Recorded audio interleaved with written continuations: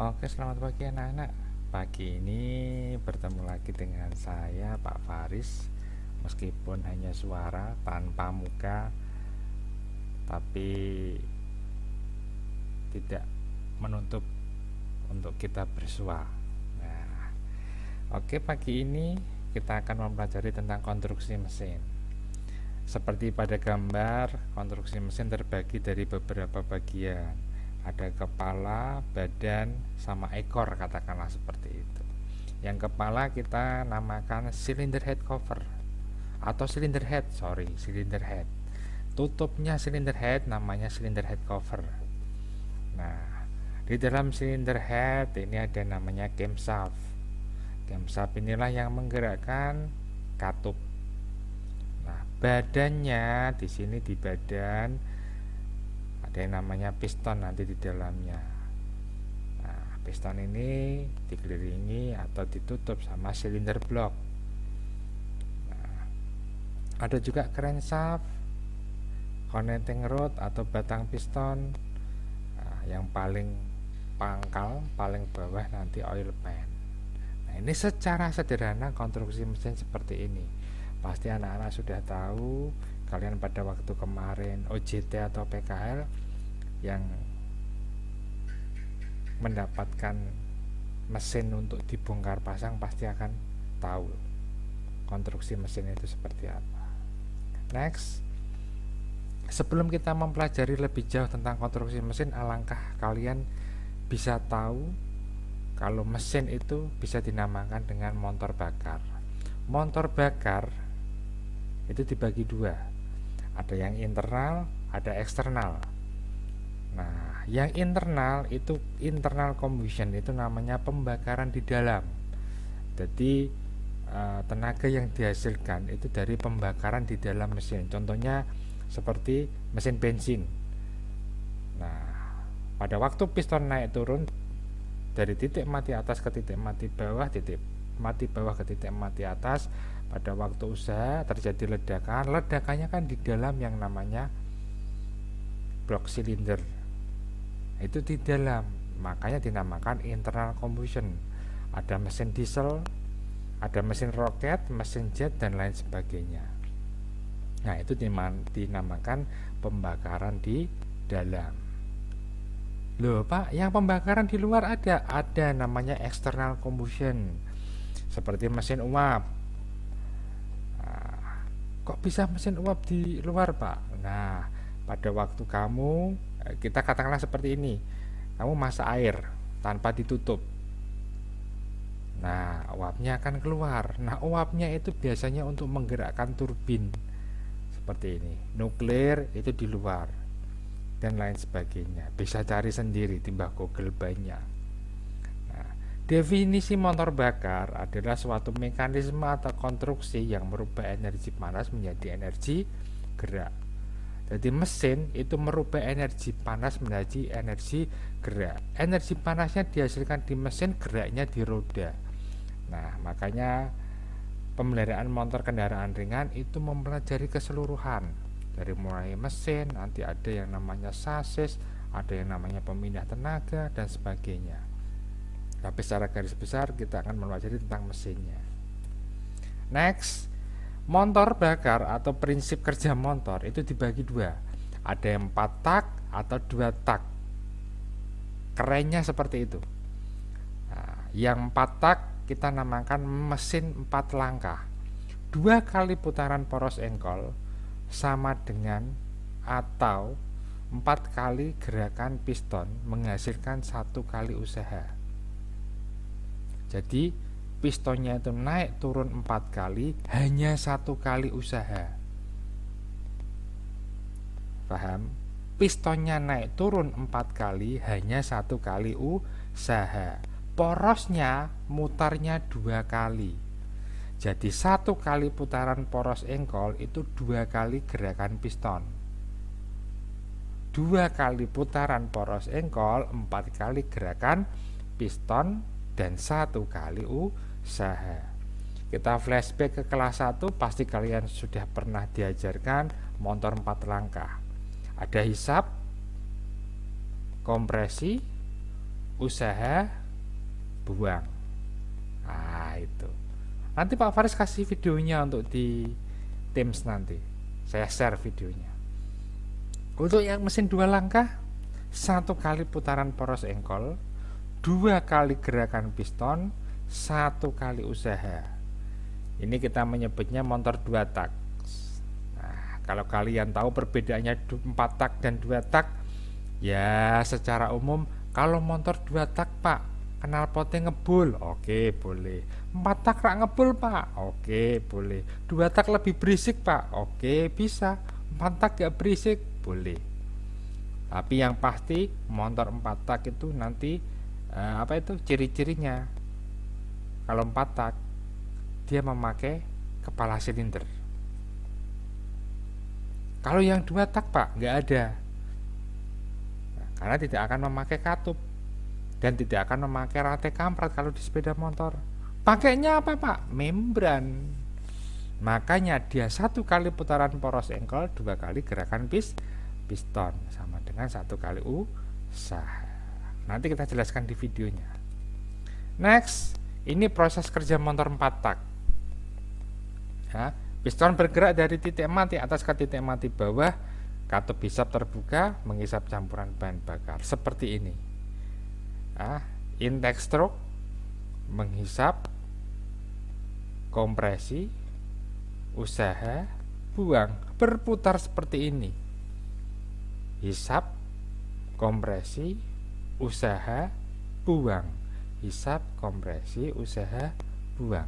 Seperti itu. Nah, ini pada waktu langkah hisap. Titik mati atas, torak bergerak dari titik mati atas ke titik mati bawah. Ini pada waktu langkah hisap. Pada waktu langkah kompresi, habis dihisap dari torak bergerak dari titik mati atas ke titik mati bawah, itu tadi katup in terbuka menghisap atau memasukkan bahan bakar plus udara yang sudah dikabutkan. Nah, sudah dihisap, torak kembali lagi. Tadi toraknya dari pas pada waktu langkah hisap dari titik mati atas ke titik mati bawah, sekarang dari titik mati bawah ke titik mati atas. Ini namanya langkah kompresi, memampatkan. Yang dimampatkan apa? Campuran udara dan bahan bakar. Nah, ini langkah kompresi. Habis langkah kompresi Pak, langkah usaha. Nah, yang dinamakan langkah usaha adalah adanya loncatan bunga api pada akhir langkah kompresi dan terjadi pembakaran piston bergerak dari titik mati atas ke titik mati bawah. Tadi pada waktu langkah kompresi, torak itu bergerak dari bawah ke atas. Nah, sebelum mencapai akhir titik mati atas pada langkah kompresi, ini busi memercikkan bunga api. 2 katup semuanya ketutup, maka terjadilah ledakan. Nah, syarat terjadinya ledakan atau terjadinya pembakaran apabila 1 ada bahan bakar, 2 ada udara, 3 ada percikan bunga api. Nah, pada waktu terjadi ledakan adalah jeder. Nah, ini menekan torak untuk kembali ke bawah. Makanya di langkah usaha, torak itu bergerak dari titik mati atas ke titik mati bawah.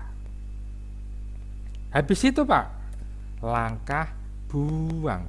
Sisa dari pembakaran dibuang. Caranya gimana?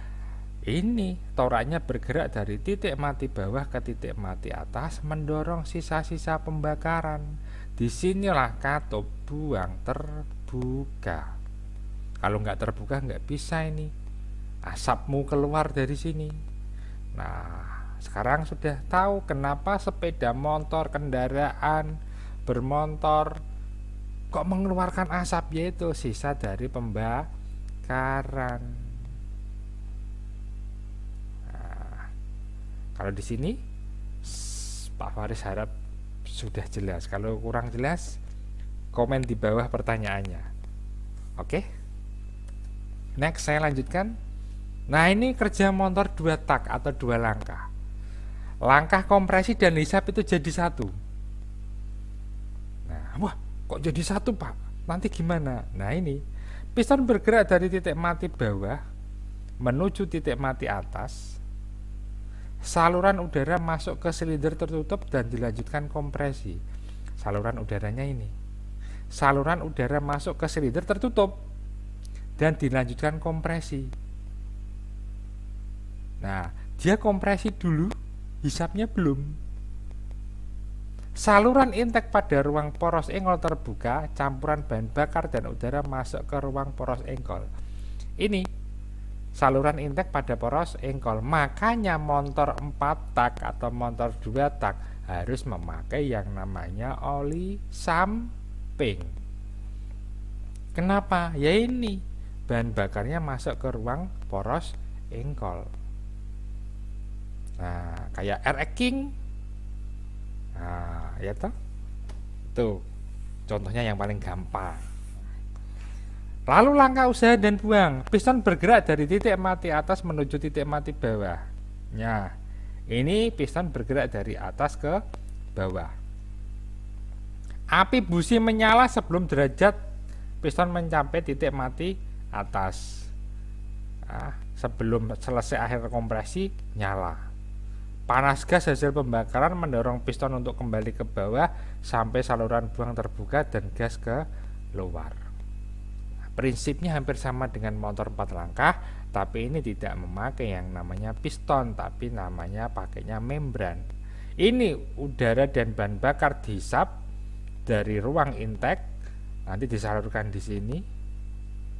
Nah, akan dikompresikan, kompresikan meledak, akan turun ke bawah, sisa gas buang ini dibuang. Seperti itu. Makanya motor 2 tak itu lebih kencang karena dia tidak akan ada sistem penggerak untuk katup. Tidak ada yang namanya kepala silinder, hanya seperti ini. Dan pasti motor 2 tak itu businya di depan ini apa yang namanya? Buring. Nah, seperti itu. Itu untuk motor 2 tak. Next, kita akan mempelajari tentang blok silinder. Nah, ini blok silinder katakanlah untuk blok silinder mobil ya, seperti ini. Nah, di dalam blok silinder adalah yang namanya pelapis lagi, namanya silinder bor. Lubang-lubangnya ini silinder bor. Nah, di blok silinder juga ada namanya water jacket. Ini untuk pendinginan, air radiator nanti masuknya lewat sini. Crankshaft position, ini tanda untuk crankshaftnya. Fungsinya blok silinder tempat piston bergerak naik dan turun untuk menghasilkan tenaga. Seperti itu. Tipe silinder bor, tipe silindernya ini ada 2, model basah dan model kering. Maksudnya Pak, apakah dikasih air? Yang namanya model basah itu sistem pendinginannya pakai air atau coolant. Model kering tidak pakai air. Kalau model basah pasti silinder bloknya mulus, tidak ada sirip-sirip untuk angin. Kalau model kering seperti di sepeda motor yang tanpa radiator, itu kan model kering. Nah, kan ada sirip-siripnya itu blok silindernya. Nah, itu untuk pendinginan. Itu model kering. Next, cylinder head atau kepala silinder. Nah, pada silinder head terdapat katup buang dan makatup masuk, saluran udara masuk dan buang, ruang bakar, water jacket, busi. Ya, seperti itu. Jadi di kepala silinder di sini tempatnya katup in dan out, saluran udara masuk dan saluran udara buang, ruang bakar, water jacket, busi, semuanya di sini.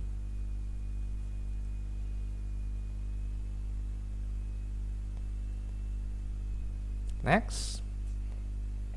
Nah, ini piston. Kalau orang menyebutnya shaker. Oh, ya, shaker. Jangan lupa sambil ngopi ya, ngopi. Jangan tegang mendengarkan suara Pak Faris dan jangan tegang juga memahami materi. ini sebetulnya sambil praktek kita menjelaskan, tapi ya beginilah, kayak kita mendengarkan radio FM ya. Nah, piston fungsinya untuk apa? Menerima tekanan gas hasil pembakaran kemudian diteruskan ke crankshaft melalui connecting rod. Nah, itu yang dinamakan piston fungsinya. Jadi menerima tekanan tadi, pada waktu saya terjadi ledakan, jebret. Nah, piston bergerak dari titik mati atas ke titik mati bawah, nah, untuk diteruskan ke crankshaft. Putarannya ini diteruskan ke crankshaft. Crankshaft itu batang torak. Nah, bahasa bengkelnya ngono le. Crankshaft itu batang torak. Ono sing nyebut stang shaker, oke lah. Dan connecting rod. Nah, seperti itu.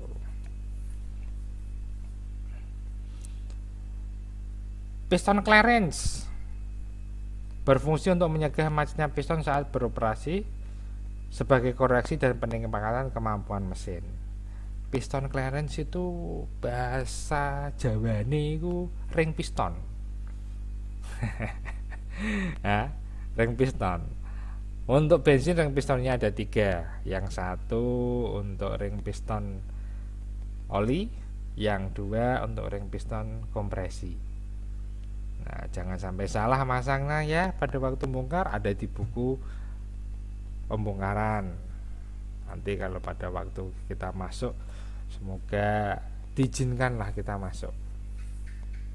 Next, nah ini ring piston. Tadi Pak Waris bilang ada 2 ring piston kompresi, 1 ring piston oli.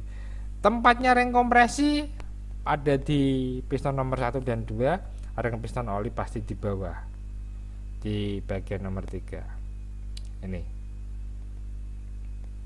Nah, nggak usah dibahas panjang lebar lah, kalian sudah tahu ring piston. Crankshaft, nah ini crankshaft. Nah, batang ning gone sing tok ning ngisor mesin iki lho yang paling gede. Nah, ini namanya crankshaft. Merubah gerak naik turun piston menjadi gerak putar.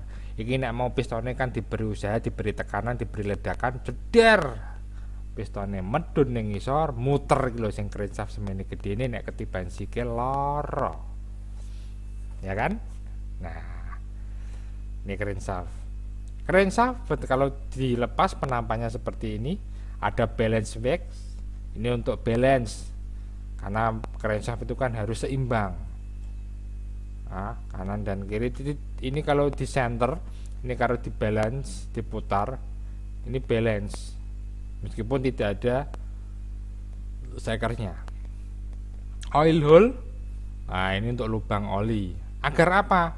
Nah, ini batang toraknya pada waktu mencengkeram crankshaft tidak terjadi macet. Nah, ora well mobilnya spot, crankshaftnya macet, ya kalah mbak Cherry, ya rale. Nah, gitu. Ini camshaft, jangan sampai salah nyebutnya. Yang ini crankshaft bagian bawah, yang atas camshaft. Camshaft itu fungsinya untuk membuka dan menutup katup sesuai dengan timing yang ditentukan, sesuai dengan waktu yang ditentukan, sesuai dengan waktu yang diinginkan. Nah, inilah waktunya klep nutup, klep buka, yogi camshaft iki. Nah, seperti itu. Nah, untuk orang yang sering balapan, main-mainnya di sini. Mau gundukane diperuncing, mau gundukannya diperlandai, nutup klepnya cepat, nutup klepnya lama, innya cepat, outnya lama, outnya cepat, innya lama, bisa semuanya di sini. Nah, itu. Next, ini connecting rod atau orang menyebutnya batang torak atau batang shaker. Jangan beranggapan kata-kata batang itu bahasa kasar loh ya. Ini batang bahasa Indonesia. Tangke, nanti ikut-ikutan anjay nanti ya. Jangan. Itu. Connecting rods. Connecting rod ini bagiannya sudah ada di sini semua. Ada pin piston untuk mencengkram atau mengunci piston, small end, bushing, connecting rodnya, batangnya sendiri, ada penguncinya, baut penguncinya. Di sini ada metal untuk mencengkram nanti ke camshaftnya, ini bearing, pengunci metalnya. Nah, untuk menghubungkan piston ke crankshaft, ini batang torak itu. Nah, meneruskan tenaga dorong piston ke crankshaft.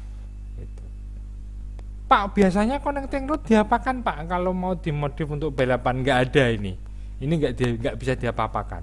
Ini malah kalau malah dimodifikasi malah bahaya.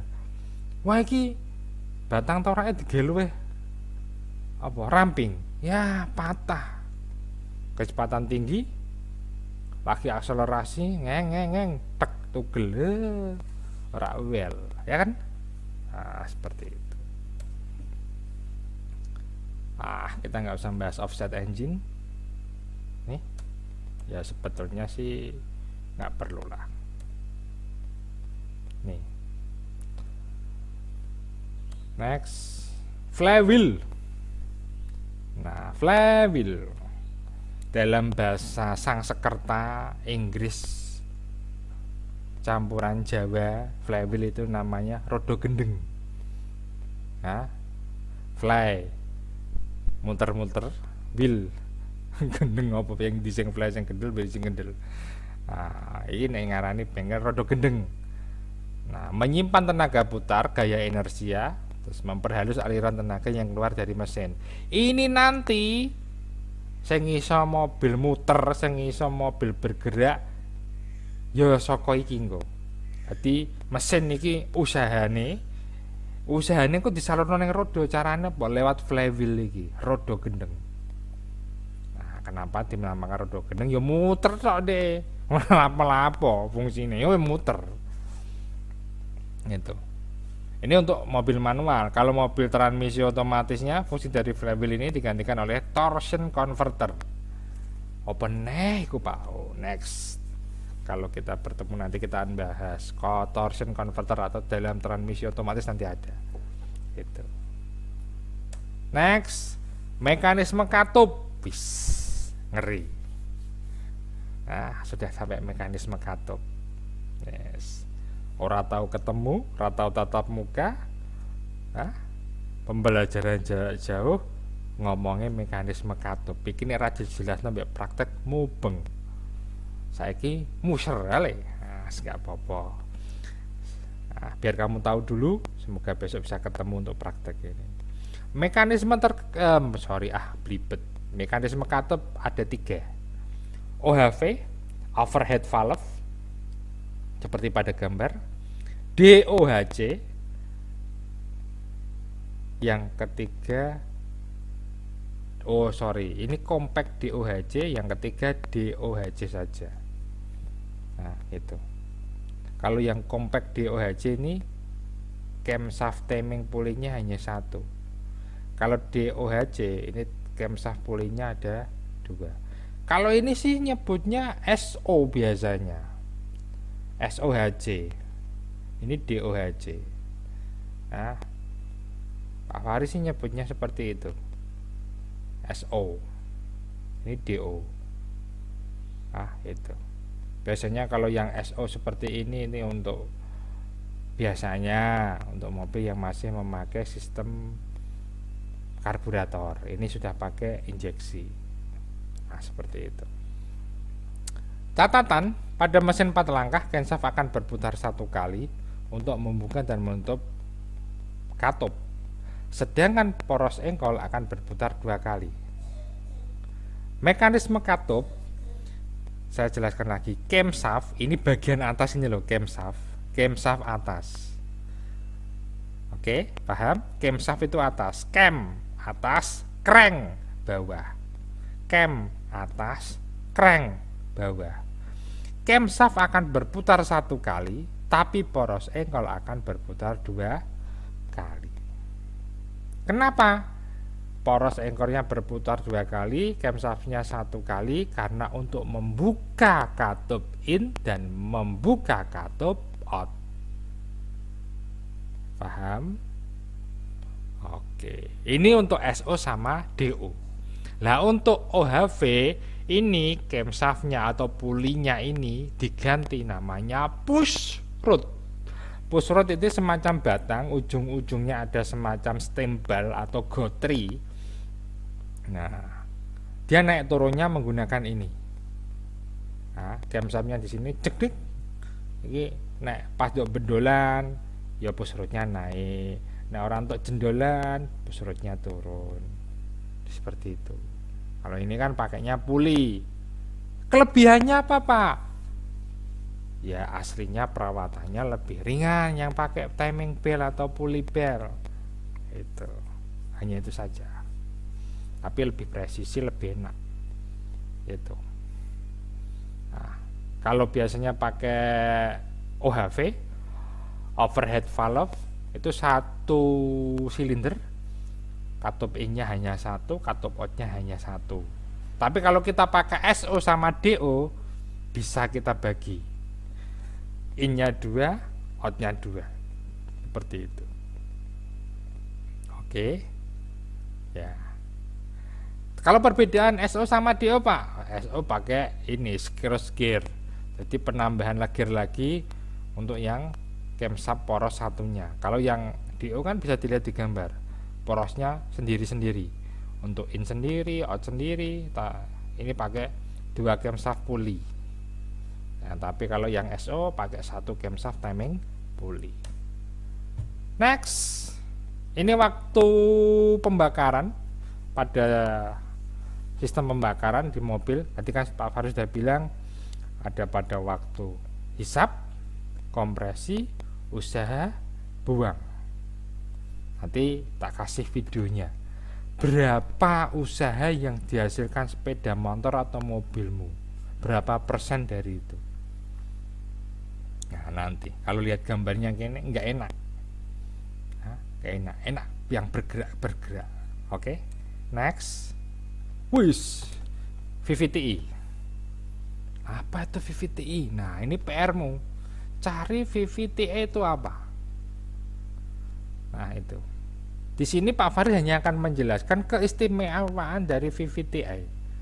Kalau VVTi dibandingkan dengan sistem yang sebelumnya itu jauh berbeda. Perbedaannya Pak, performa mesin torsinya itu lebih besar, lebih baik. Pemakaian bahan bakar lebih hemat. Sisa gas buang berkurang atau lebih bersih. Itu keistimewaan VVTi. Ya. Lanjut lagi, keistimewaannya lagi apa? Menghilangkan overlapping. Gas buang yang kembali ke intake port tidak ada karena sudah sangat-sangat sisa pembakaran ini hampir gas buangnya untuk yang dimasukkan lagi diolah lagi nggak ada. Pembakarnya karena stabil, bahan bakar lebih ekonomis. Ini saat beban ringan overlapping bla bla bla bla bla, next nggak usah. Saat beban berat bisa dibaca sendiri, next nggak usah. Saat beban berat kecepatan tinggi, next nggak usah. Nah ini kesimpulannya. Next nggak usah saja, tadi nggak usah. Tidak perlu kita pelajari VVTi untuk saat ini. Nanti. Ah ini konstruksinya VVTi, biar kamu tahu. Oh foto VVTi. Pak, konstruksi ini kok ditaruh di belakang? Iya. Nah, VVTi itu semacam sensor controller. Nah, jangan sampai salah sebut, oke? Bisa ini dipasang di camshaft. Nah, tapi dia tidak bisa sendiri, harus ada sensor lain, cam angle sensor, OVC, crank angle sensor. Nah, kalau kita pasang VVTi, kita harus pasang namanya crankshaft angle sensor, cam angle sensor sama OVC, wajib gitu. Nah, cara kerjanya nanti aja di video. Oke. Dien, oke, cukup ya kali ini. Nah, jangan dibuat pusing, jangan dibuat beban. Didengarkan aja Pak Faris tadi ngomong sama dilihat videonya, gambarnya. Kalau belum paham, Pak Faris maklum karena kalian tidak masuk sekolah. Kalau yang sudah paham, Pak Faris malah penasaran, pahammu dari mana? Oke, ini hanya semacam apa ya, ya melepas lelah aja ya, itu melepas lelah, melepas dahaga mendengarkan suara Pak Faris yang agak merdu-merdu riang itu.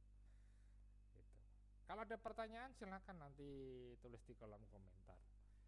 Nah itu, jangan lupa like and subscribe, karena subscribe dan like itu murah. Oke, saya akhiri. Billahi taufik walhidayah. Assalamualaikum warahmatullahi wabarakatuh.